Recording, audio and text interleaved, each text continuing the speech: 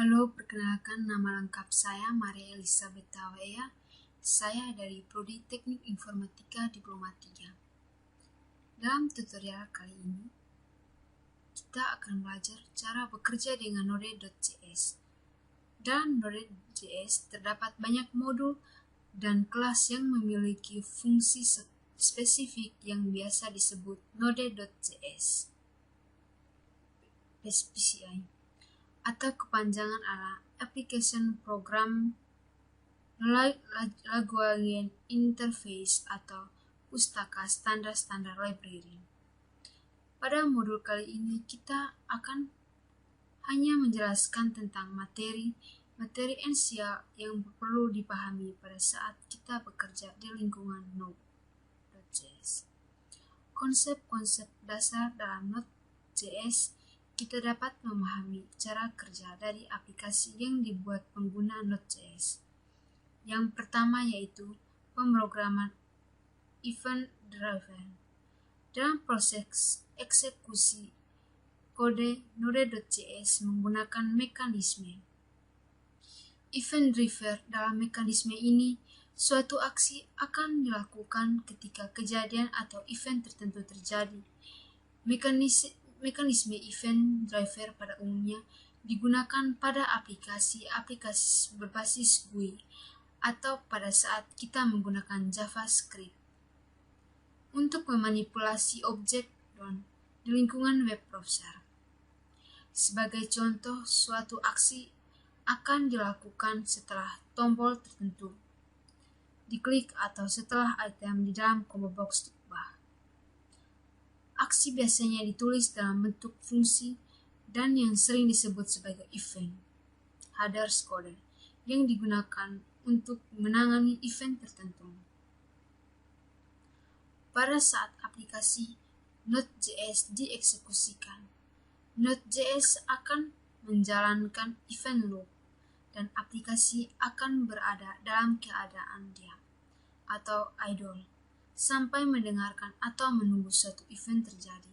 Sebagai contoh, ketika terjadi permintaan dari komputer klien aplikasi Node.js akan mendeteksi permintaan tersebut sebagai event dan akan menjalankan fungsi yang dijadikan sebagai event handler. Perhatikan contoh di layar.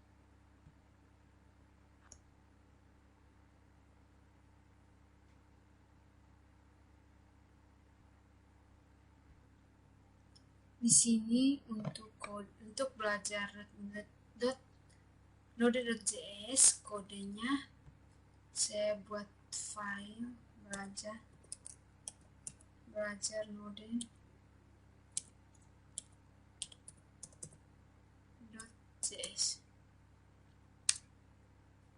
Di sini saya akan mengetik skripnya, mengimport modul HTTP.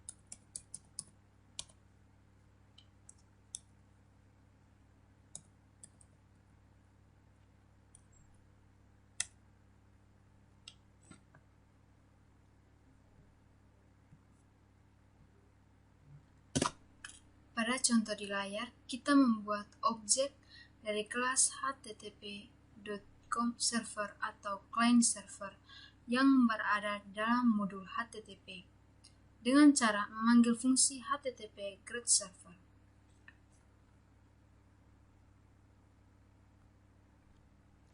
Objek tersebut selanjutnya digunakan untuk mendengarkan perintah yang dikirim melalui port 3306 yang terjadi akan memicu event request yang kemudian akan ditangani oleh fungsi onRequest.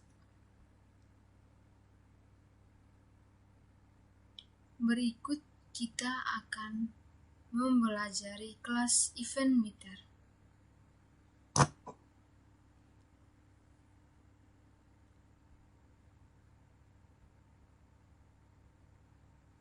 Fasilitas kelas mekanisme event driver melalui kelas event enabler itu yang berada dalam modul Node.js merupakan turunan dari kelas event enable. Semua objek dari kelas event enable dan kelas-kelas turunnya dapat memicu terjadi event tertentu. Sebagai contoh, js.com akan memicu event ketika satu file dibuka untuk dibaca datanya, mengizinkan kita untuk mendefinisikan efek tertentu pada objek yang kita buat. Syarat objek tersebut penuh dibuat menggunakan kelas event enable atau kelas turunan dari kelas event enable. Perhatikan contoh program berikut.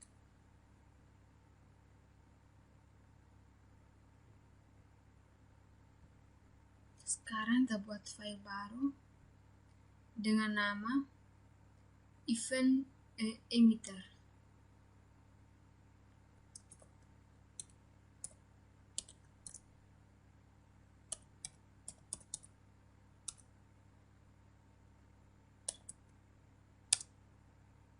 Di sini kita akan ketik scriptnya.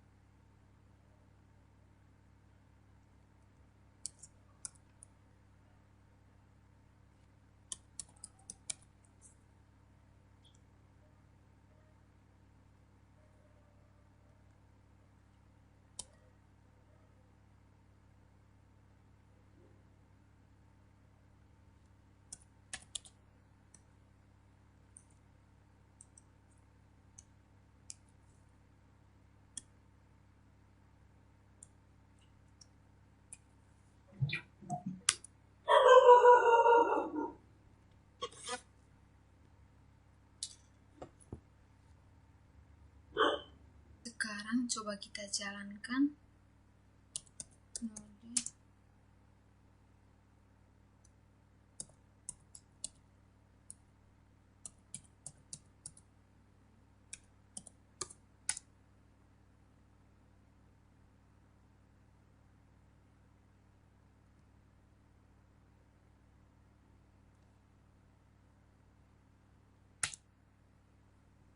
Maaf teman-teman, mungkin ada terjadi kesalahan, coba kita cek ulang.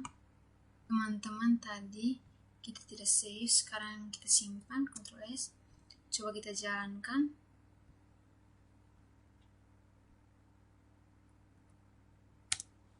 Maka hasilnya akan muncul seperti ini. Pendefinisian event di dalam objek dari kelas dilakukan menggunakan metode on. Metode on adalah metode yang diwariskan dari kelas event perimeter yang merupakan alias dari fungsi head listener. Dengan demikian, penggunaan net.on di atas dapat diganti menggunakan kode berikut.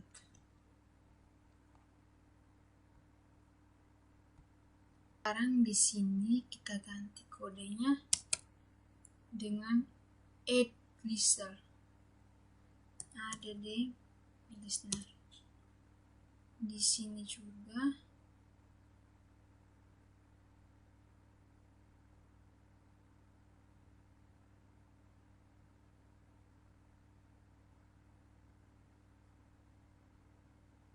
maaf teman-teman, ada kurang skripnya. Mulai di sini harus ada selesai. Jadi kita ketik tambah skripnya. Mendefinisikan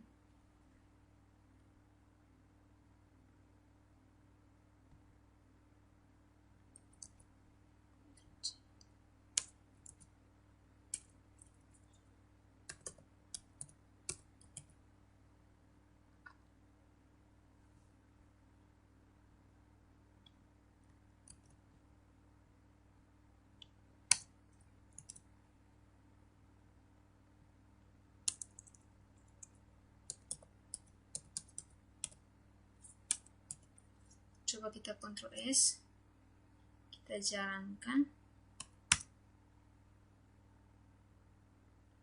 Maaf teman-teman, di sini ada terjadi kesalahannya.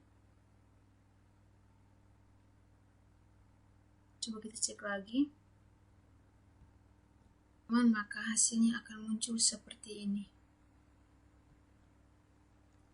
Untuk memicu terjadi event tertentu, kita perlu menggunakan atau perlu memanggil metode meet dengan nama kita sebagai nilai parameter. Sebagai contoh,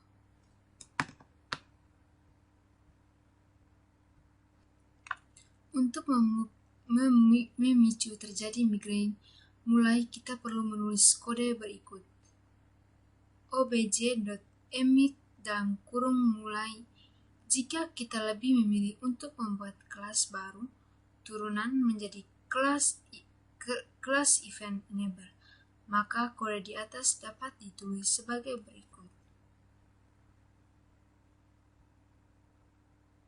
Ketikkan kode berikut.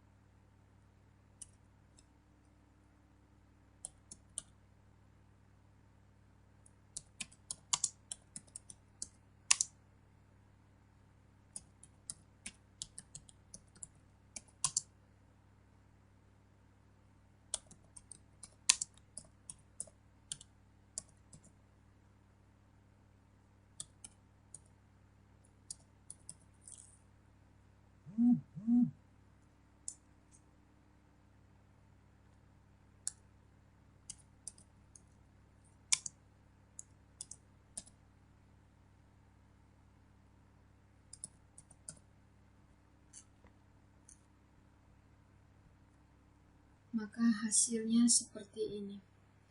Blocking IO dan not blocking. Terdapat dua metode yang dapat digunakan untuk melakukan operasi input atau output di jalan Node.js, yaitu blocking input output dan blocking input dan non-blocking input output. Dalam metode IO, proses eksekusi kode akan dilakukan sesuai urutan atau sinkronus, sedangkan dalam metode non-blocking IO eksekusinya dilakukan tidak sesuai urutan atau dan sinkronis. Untuk mengetahui perbedaan antara dua metode tersebut, perhatikan terlebih dahulu kode yang ditulis menggunakan metode blocking berikut ini. Sekarang kita buat file baru dengan nama blocking.io.js.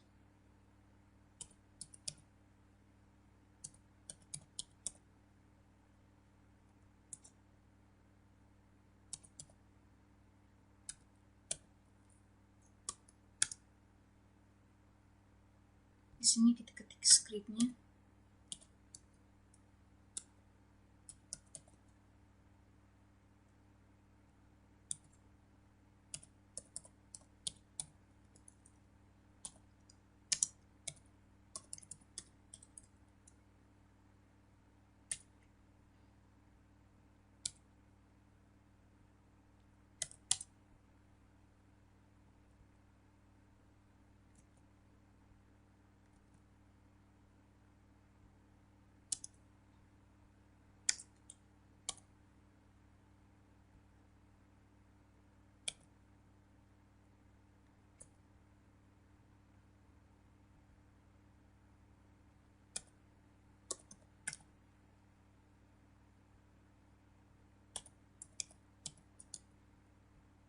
Sekarang coba kita jalankan.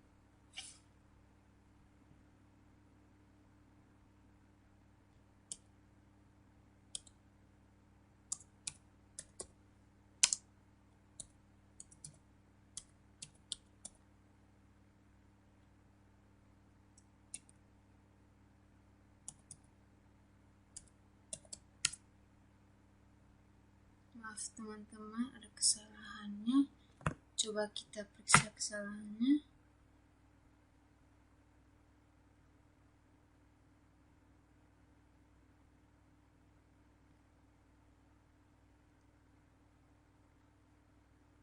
Coba kita simpan.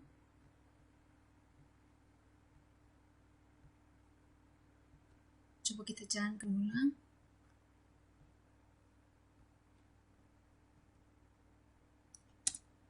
Maka hasilnya akan muncul seperti ini.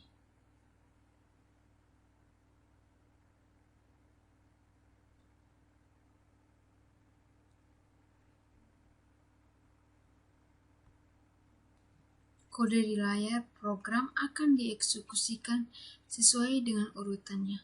Artinya, berita kedua akan dieksekusikan setelah selesai dikerjakan. Demikian juga dengan perintah ketiga yang akan dikerjakan setelah perintah kedua selesai. Selanjutnya, perhatikan kode berikut ini yang menggunakan metode non-blocking.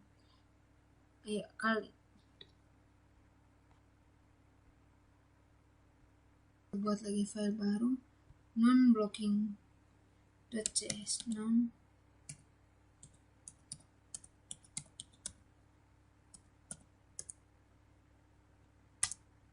Kita kasih masuk scriptnya.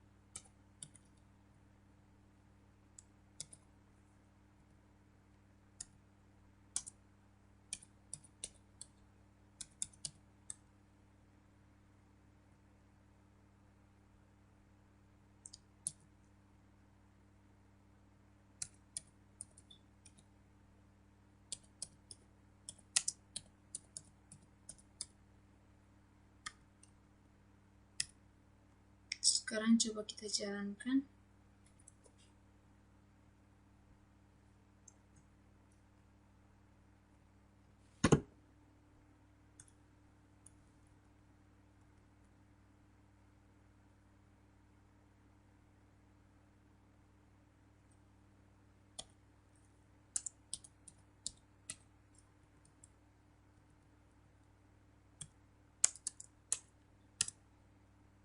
Maka hasilnya akan muncul seperti ini.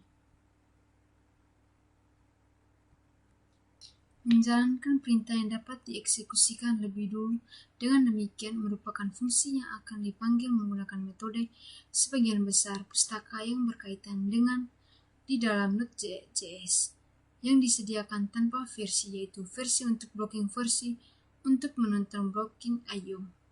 Fungsi-fungsi yang menggunakan metode blocking I/O pada umumnya ditandai dengan akhirnya switch yang berarti sinkronis. Sebagai contoh, untuk membaca isi file, kita dapat menggunakan metode dengan memanggil fungsi.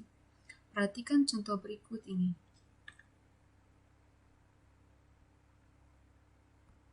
Sekarang kita buat file baru dengan nama blockingio1.js.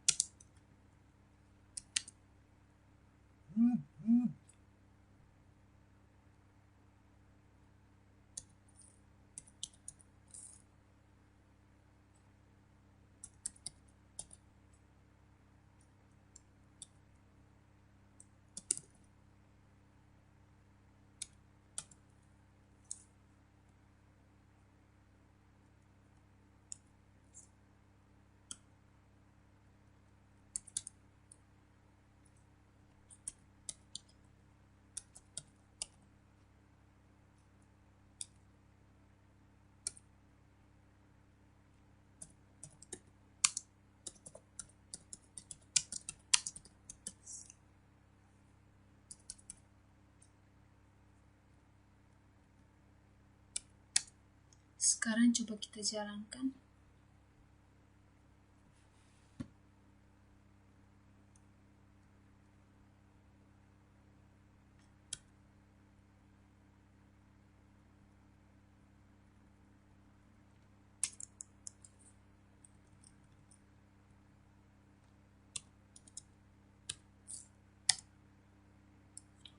Sekarang kita coba simpan ulang, Ctrl S.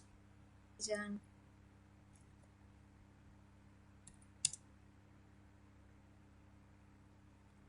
maaf teman-teman, ada errornya.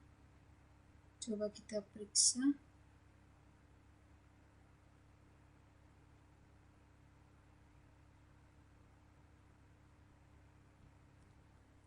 Teman-teman, ada terjadi kesalahan di sini. Jadi sekarang coba kita jalankan ulang.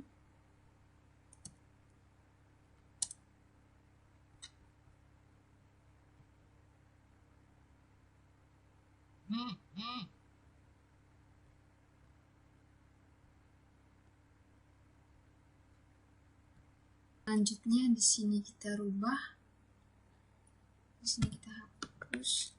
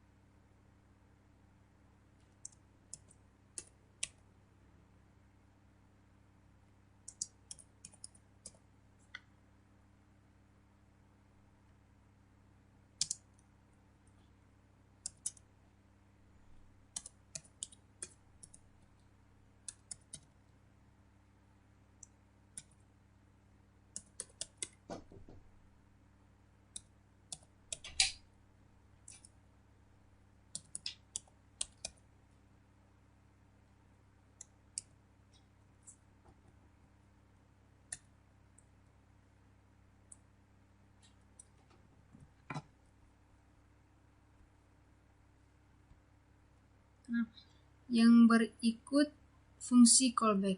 Fungsi callback yaitu fungsi yang diperankan sebagai parameter dari fungsi lain. Perhatikan kembali potongan kode berikut di layar. Kita buat file baru dengan nama contoh1.cs.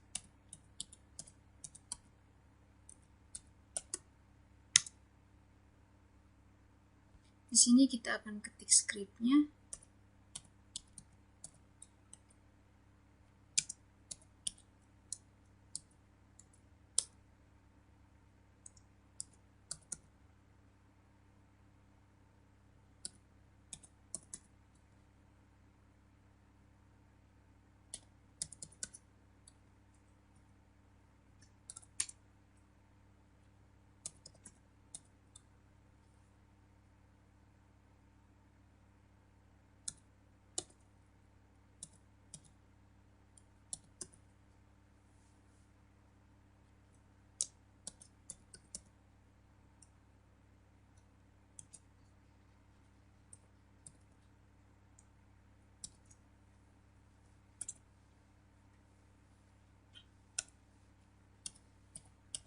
Tuhan.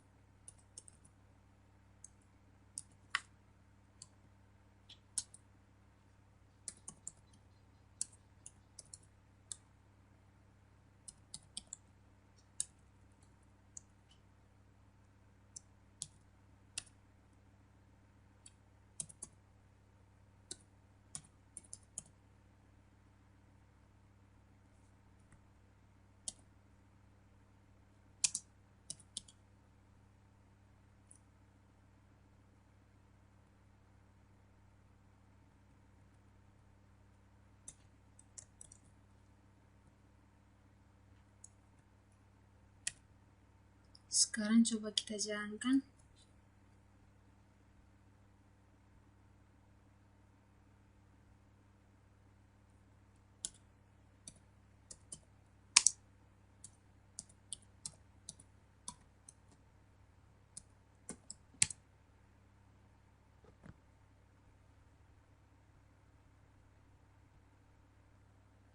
Pada kode di layar, fungsional request dijadikan sebagai fungsi callback pada saat memanggil metode on dari objek server. Sebagian besar fungsi callback yang digunakan di dalam Node.js adalah fungsi tanpa nama atau anonymous function. Dengan demikian, kode di layar ini dapat ditulis sebagai berikut.